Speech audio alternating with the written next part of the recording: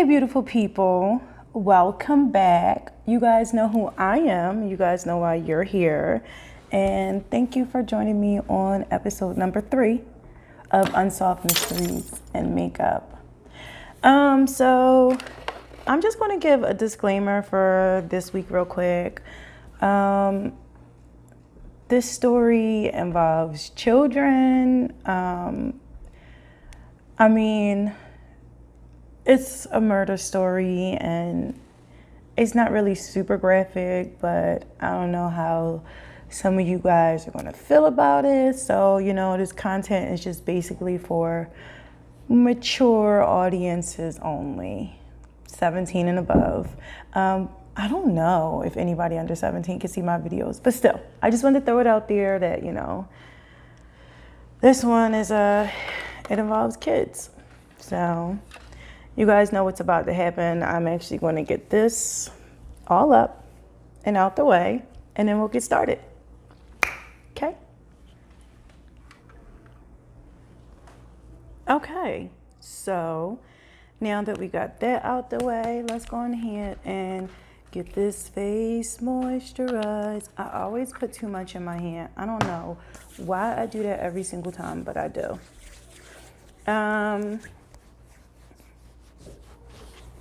I got the disclaimer out the way, but I also need to tell you guys that this story takes place in France. And you know what I don't do? Yeah. I don't speak French. So, there will be a couple things that I probably mess up today. I'm hoping that third time's a charm. I could be a little bit more organized today. And that we could really make this do what it do.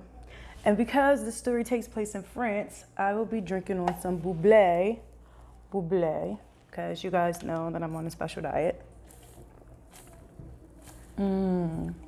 This is flavored sparkling water, but there's no sugars or anything like sucralose or anything added to it. No Splenda or aspartame.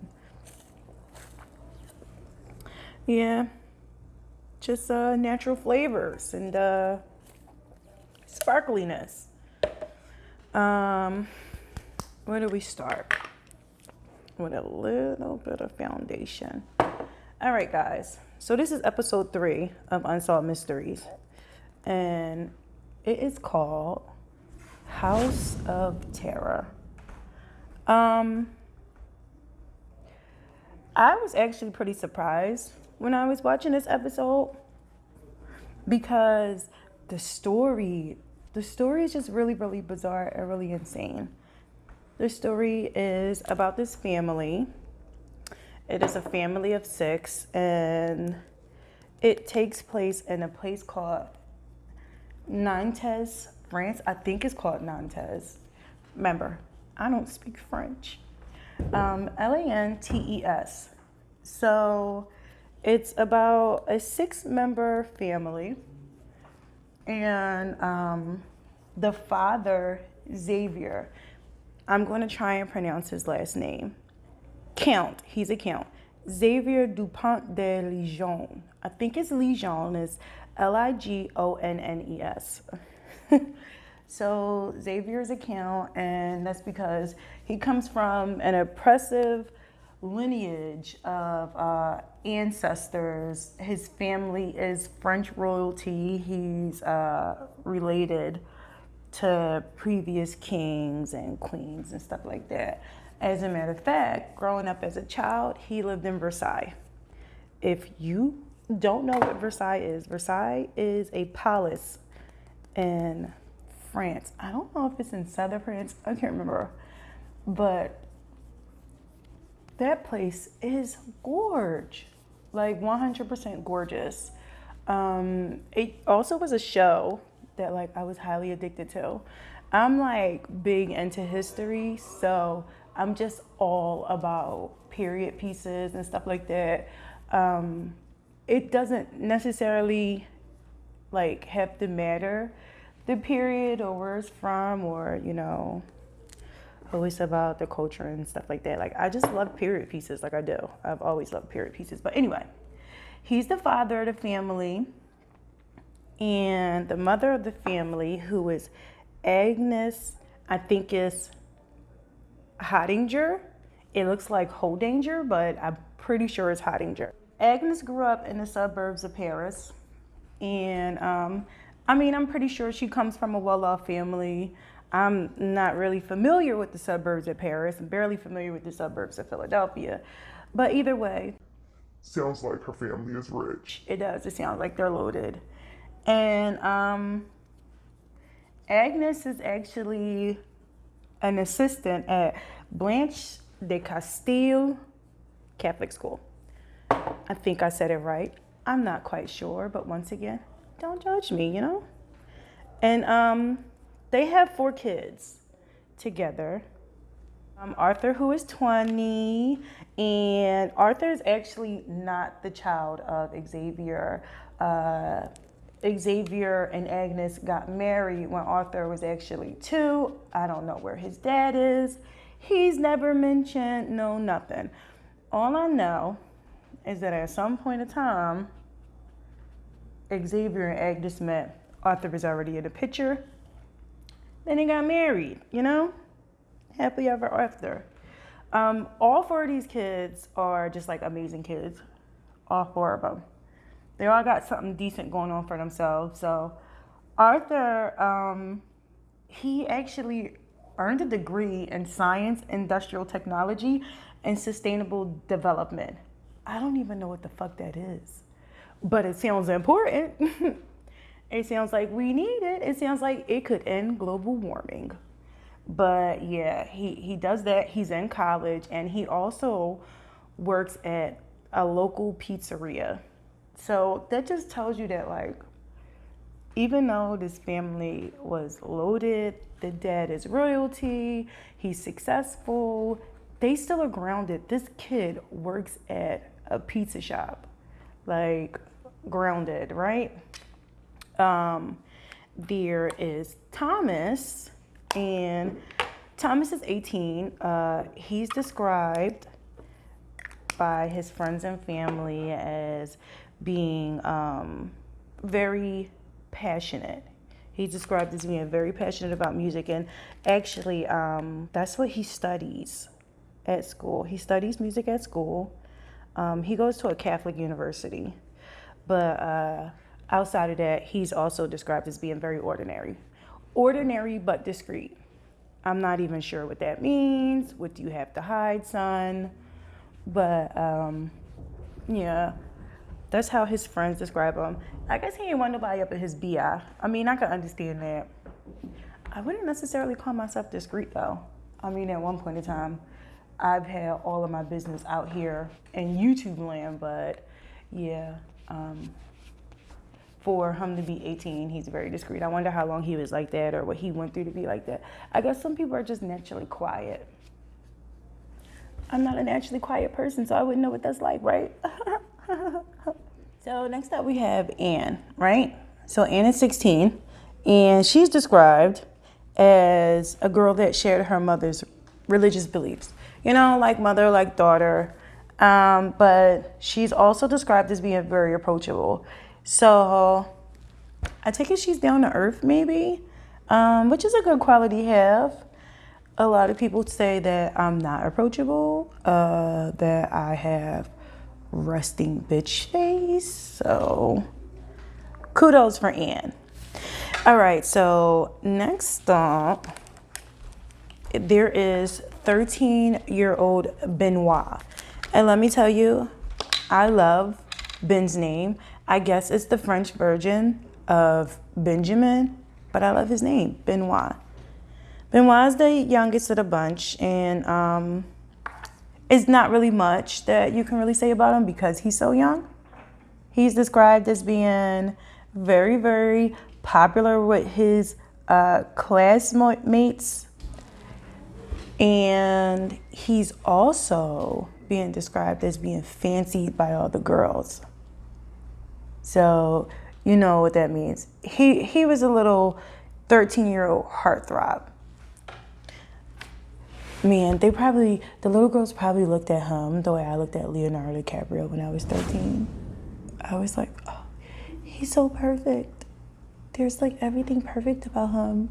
When Romeo and Juliet came out, oh my God, I lost it. When Titanic came out, even more. What? Now I'm like, you know, whatever. But back then, what's eating Gilbert's grape? Yes, I could just go down the line and tell you everything I love about Leonardo DiCaprio. Well, everything teenage me loved about Leonardo DiCaprio. But either way, yeah, so he was pretty popular amongst the kids, and he also was very well known amongst the ladies. Now, here we getting into the facts. This is where we start talking about all the dark shit. In April of 2011, they're not really sure what date, because apparently investigators think that the date is different from what the neighbors and the people in the neighborhood think. But in 2011, in April, the family was murdered. And when I say the family, I mean Agnes and her 4 children were murdered. They're not exactly sure why. There's a lot of speculation going on out there, but nobody really has the answers to anything. And there was just so many different things that happened prior to the murder once they started doing some investigating. But Agnes and the children were actually found buried in the garden in the backyard, right? Which is like super, super tragic. Super tragic. Today, I'm gonna try my hand at mixing colors together, because the color that I want, apparently I don't have it. So hopefully this works. I'm gonna try and mix green and brown together to get like a olive type of thing going on. So like I said, sometimes I don't know what I'm doing until it actually turns out, and you know, we'll just go from there, right? So listen, guys, there were so many different weird things that went on, like around the time of when the murder was suspected to be. Like I said, nobody has any answers, so we're gonna go through all the weird things, like all those details. Another thing I'm gonna do is I'm gonna also go through a timeline, so you guys can get a picture of what the investigators were finding out, all of the detectives that took the case, what they were finding out along the way of just hoping that they can solve this, should I say.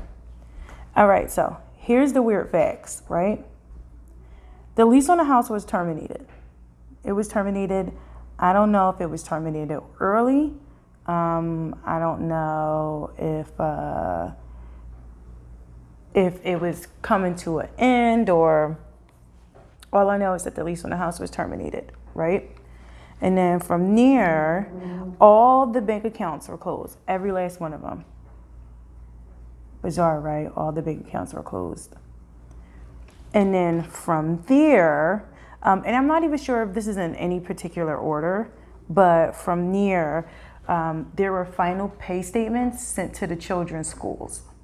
So this is the private school that I believe Thomas and Ann went to, Benoit school. I don't know what type of school Benoit went to, but Benoit school, as well as the college that Arthur went to. So all that was shut down. Like I said, I don't know how early this was. I don't know the exact timeline. All I know is that this is what was going on. I'm not sure how this is looking right now. I don't know. Anyway, so the final statements were sent out to the kids' school. And then after that, Agnes's employer was notified that she was out due to a gastrointestinal infection. So that was weird. And then on top of that, then they were notified that she was moving to Australia. That was even crazier, only because for me, I would imagine that like, if you had planned on moving to Australia, I mean, it's no point of telling them, you didn't plan on coming back. It's no point of telling them what's wrong with you, like just fucking quit. You're quitting anyway, right? Because she never went back. She told them she wasn't coming back. At least the letter to them was supposed to be from her, should I say. So yeah, this is looking much better. This is closer to the color that I'm wearing. So I'm starting to get a little excited about that. Yeah, so that ended up happening. And then what else happened? There was a letter placed on a mailbox that was said, please return all correspondence to sender. Thank you. So basically, just return the sender. Like, whatever's here, just deliver it back. Like, we don't want it. No matter what it is, we don't want it. The last thing was that the house was actually completely emptied out. All the furniture, all the belongings, everything was taken out of the house. I can pretty much guess when it was taken out and by who it was taken out, but I don't know where everything is, which is like the bizarre part about it. Because you do hear here and near like what happened to this stuff, but you never hear where it's at, ever. So now what I'm going to do is I'm going to actually get into the timeline of everything that went down. From there, sorry, some of this takes a lot of concentration. I'm not trying to poke my eye out. I don't know, like I just do it sloppy and then pray for the best. That's pretty much what I can say. I do my makeup sloppy and then I pray for the best. I don't know what to tell y'all. I've been saying I'm not a professional this whole time. This whole time I've been telling y'all the same thing over and over again. All right, so let's rewind to March of 2011. So on March 12th, 2011, rifle bullets were purchased by Xavier, right? And from what I hear, he inherited a rifle from a family member. From what I hear, he inherited a rifle and then he goes out and he buys bullets. Xavier registered for a rifle range and he visited it 4 times between March 26th and April 1st. Now remember, April is the last time that anything is going to happen in these people's lives. Like April is the month that they actually end up being murdered. So all these actions are the last actions that are kind of leading up to everything. But like I said, like nobody really knows for sure. This is all what the police think and the neighbors and stuff. They don't agree with the police. And family kind of doesn't either. And we'll get into that later on. Thomas and Benoit also learned how to shoot. Thomas and Benoit learned how to shoot. And I'm not sure if their father took them to the rifle range, the shooting range. He probably did though. He probably took them to the same exact shooting range that he was going to. But either way, after that, there are sales receipts from a DIY store, and the DIY store is actually about 200 miles away from Nantes. And if you guys don't know how long it takes to drive 200 miles, it's somewhere between 3.5 and 4 hours. I drive it all the time.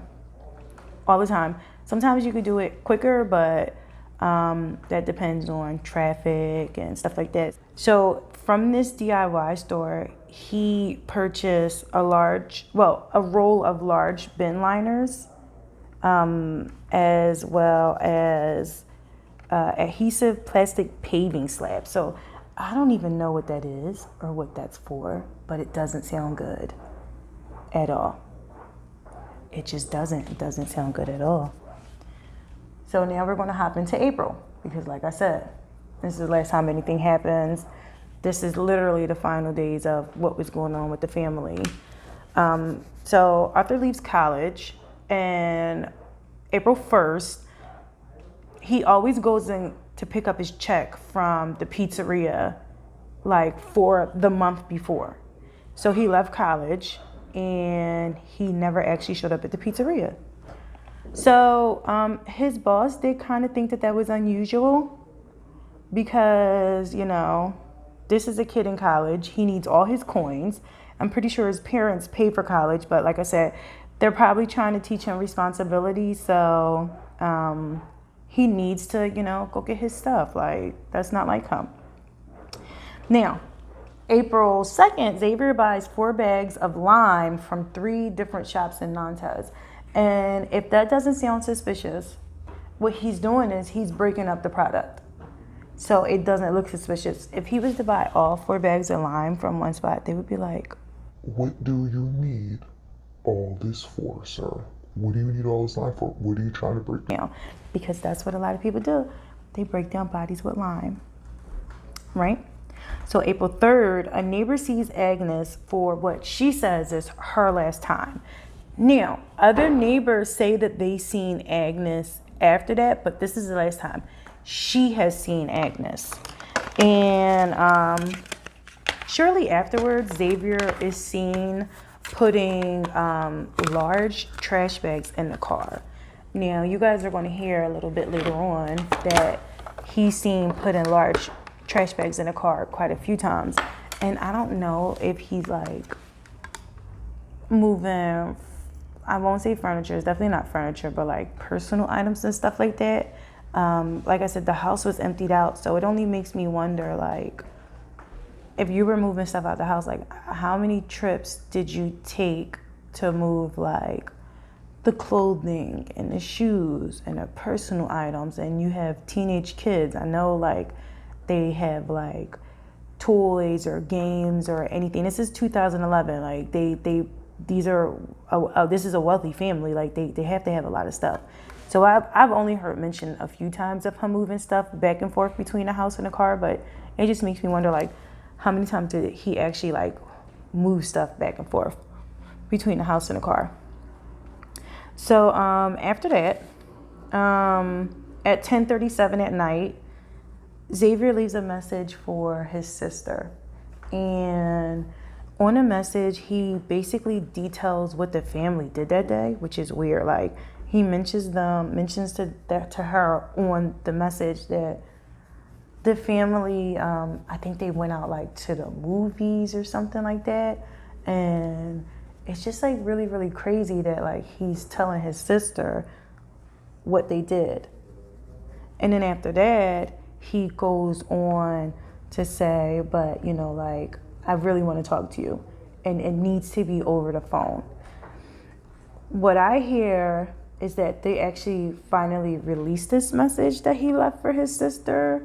I haven't listened to it, but it definitely sounds interesting. Now, April 4th, Anne and Benoit don't show up to school. They don't show up to school, and they basically, the school is told that they don't come to school because they're sick. They have an illness. It is never said what the illness is, or at least I can't find what is said to be the illness. But they don't show up to school for some certain illness. And the classmates are getting worried because even when they called them, they couldn't get in contact with them. They were texting them, no nothing. Nobody heard anything from anybody. And they're like, this isn't like them. I take it that if the kids were sick before, their classmates were able to get in contact with them. I wouldn't be surprised if it was me And, you know, one of my friends didn't answer. I know that if I text, they would eventually get back to me. But apparently, none of this was going down. I never really know how to contour, but I do it anyway. At least I try to do it anyway. Yep.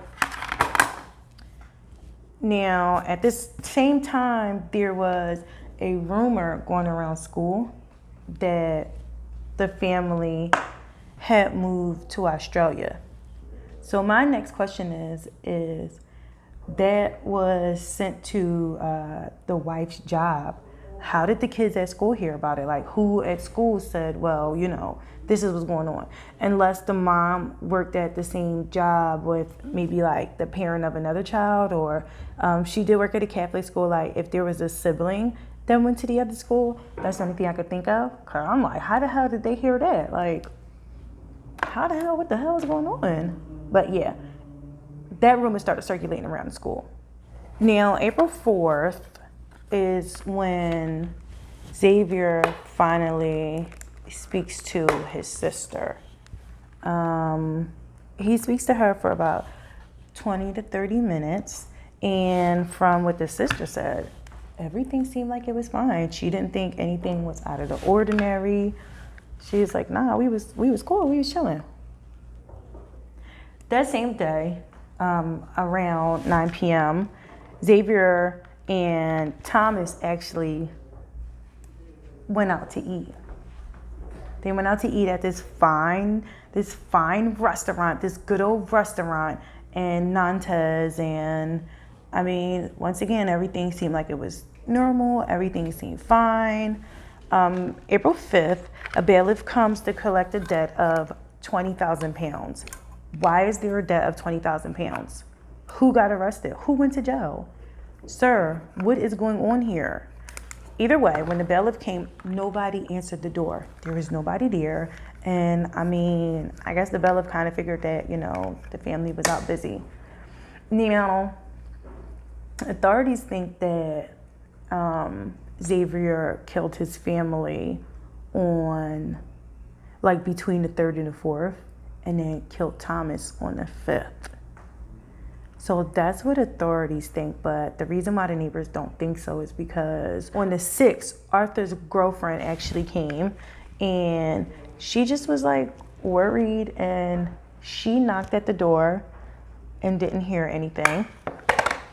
And then the one thing she also noticed is that they had 2 dogs. Normally, the dogs would be barking, but this time, she heard absolutely nothing at all. And she thought that was pretty strange, but I mean, fuck the dogs. It's even stranger that my boyfriend isn't answering. Like, I can't get in contact with him for nothing. Like, nothing at all. What the hell is going on with this family? On April 7th, Xavier is seen moving more large bags from the house to the car. So like I said, like, there's a process. I think that he probably moved a lot of stuff in the middle of the night.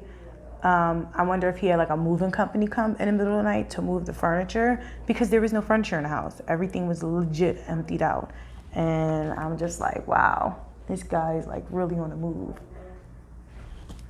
Trying to think, what else should I do with this? Oh, I know. Never know. I never know what I'm going to do. All right, so neighbors claim that they also spoke to Agnes on the 7th. They claim that. There's actually a couple neighbors that claim that apparently Agnes was outside or something like that. I don't know what she was doing outside, but a neighbor seen her and she spoke to her. They had a conversation. And then even after that, from what I hear, Agnes was seen walking her dog later on. So remember how I said the dogs wasn't barking? Later on, Agnes was seen walking the dogs. So I don't know, maybe the dogs could have been in the backyard or something when the Tommy's girlfriend came back to check up. I don't know. So now we're gonna jump to April 8th. Now on April 8th, Xavier writes on an online Catholic forum. I know that he ended up getting kicked off that forum. I'm not sure when he got kicked off of it because this is like a week into April and he's writing on it. This will be one of the last times that the family's IP address was accessed. So we know that there's at least still a computer in the house. We don't know about the rest of the furniture. But yeah, he did that. And then he writes an email to his brother-in-law. He basically tells his brother-in-law like, oh, everything is fine. Don't worry about it. And, you know, you'll get information from my sister. My sister's going to update you on everything that's going on. Apparently, this is in response to another email that was sent out. I know that the emails that was sent to the family, you can actually go online and read them. I tried to read them. They're super long for no reason whatsoever, so I really didn't get into it. Let's get this setting spray popping.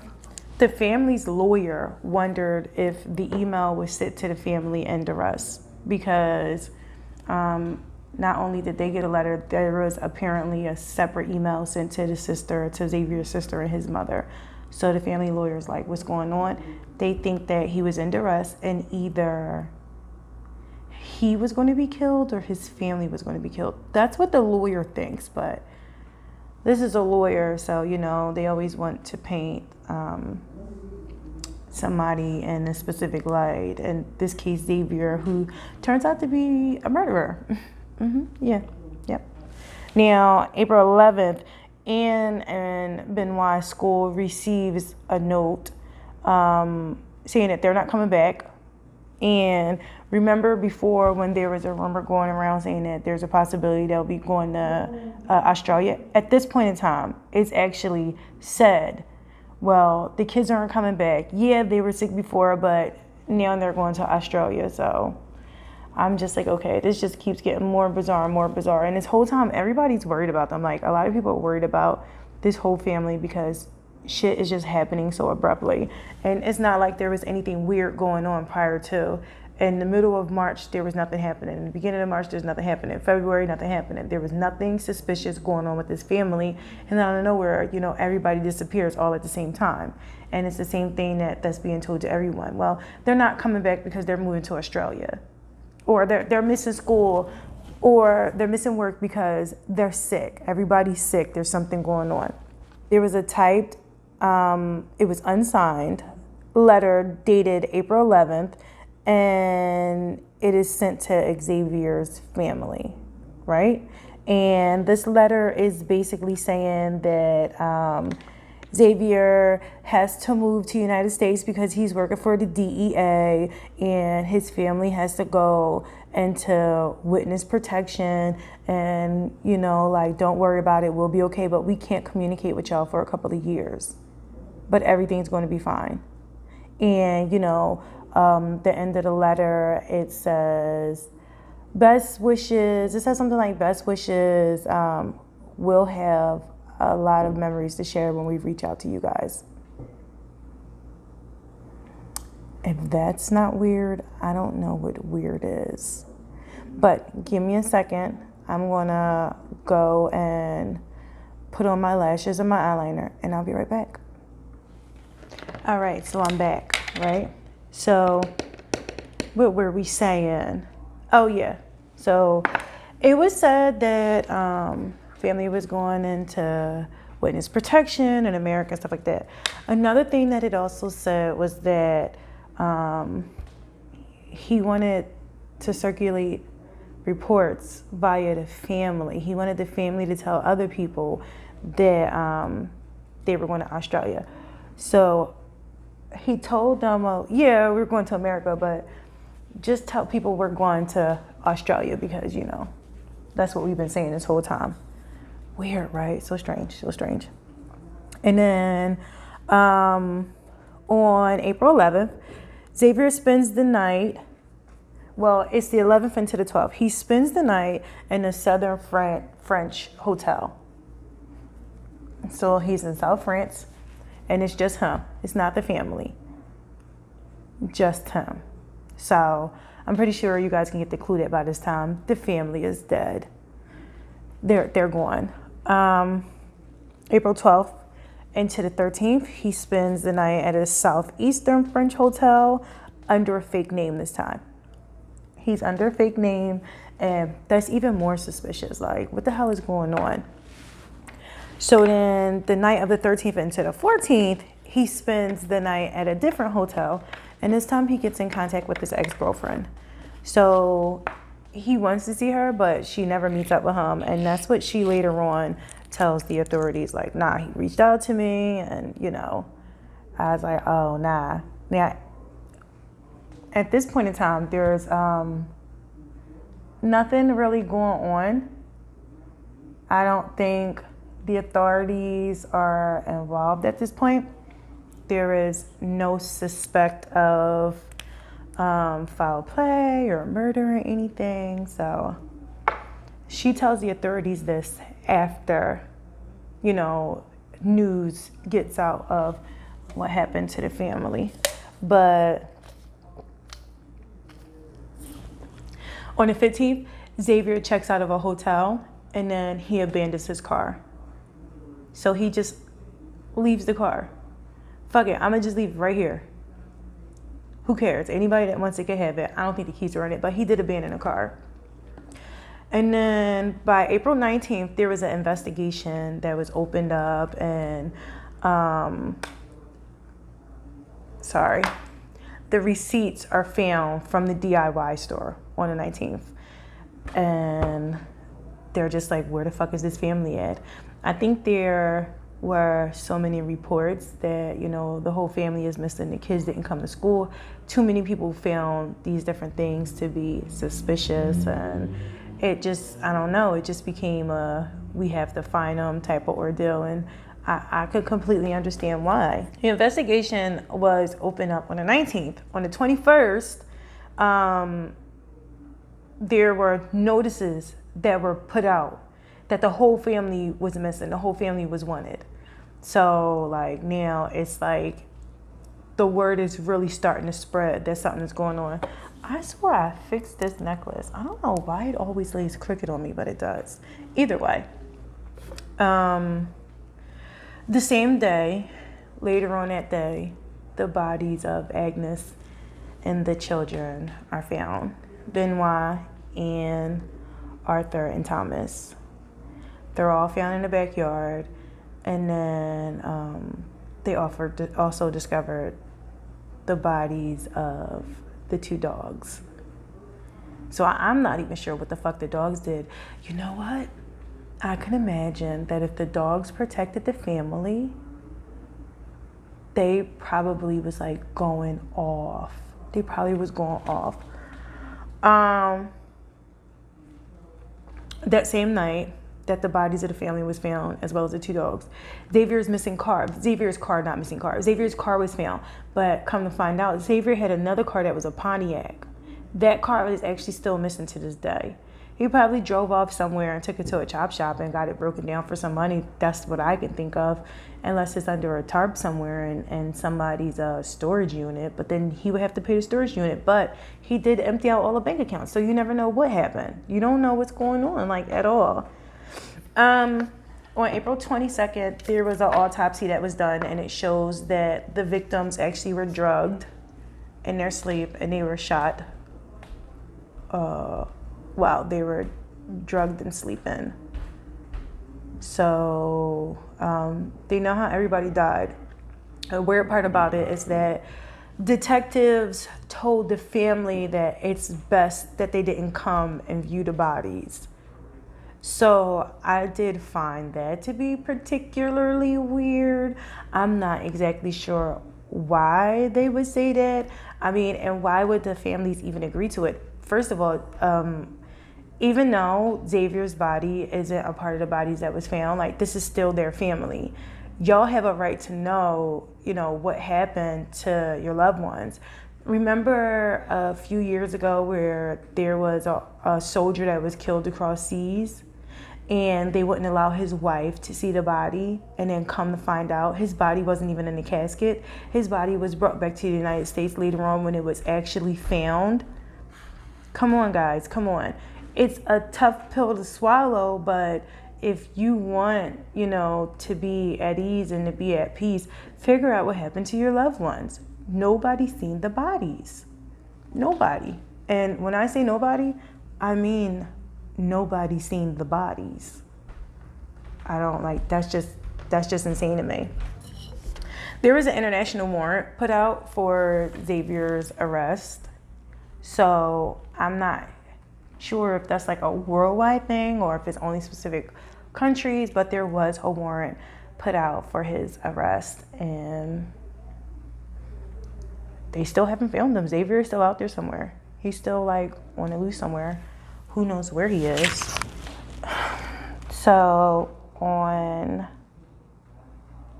April 28th, there was a funeral held.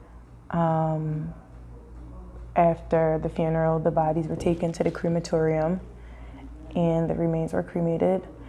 And on April 30th, those ashes were laid to rest. So it's a tragic story, and nobody really has the answers at all.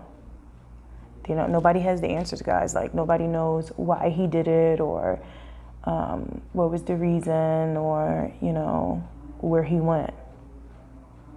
Nobody knows anything, nothing. I'm just like blown away by this whole story.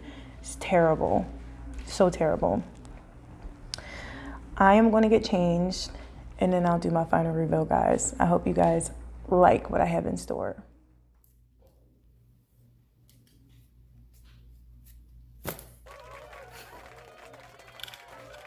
That did not go as planned. Oh. Anyway, what do you guys think of the final look?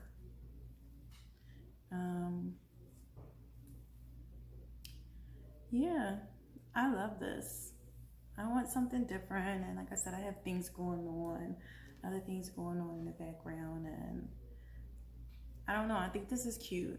The bang was thicker, so I fringed it out some, but other than that, you know, I went through, put a couple of layers in it, and thinned out the back part some too. Literally ironed the top of my head to try and flatten it out some, but my hair is wrapped up under here. It's not braided. So this is as good as it's gonna get. But in conclusion to today's story, Xavier is still out there somewhere on the loose for the last 9 years after murdering his whole family. God rest their souls. And yeah, it's just terrible. Killed them all. So until next week, guys, don't forget to like, comment, subscribe, and share. I hope you enjoyed this video as much as I did. I'll see you guys later. Bye.